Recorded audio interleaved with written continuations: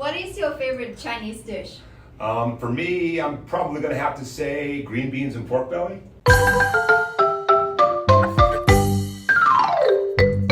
Green beans and pork belly. How interesting, because that's actually a traditional Chinese dish.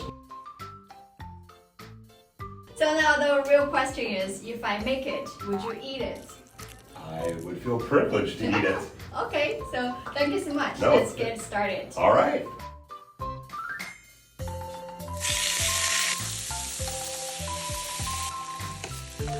Smells so good. Can you tell us why you like it?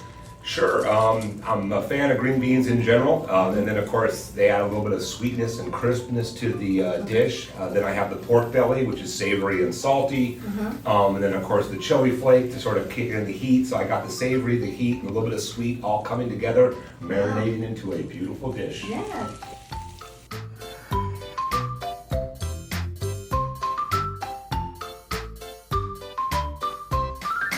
So, Yes, is it as good as the one you tried before? maybe better. Oh, really? Okay. Yeah, it's really good. You sure? You don't have to lie.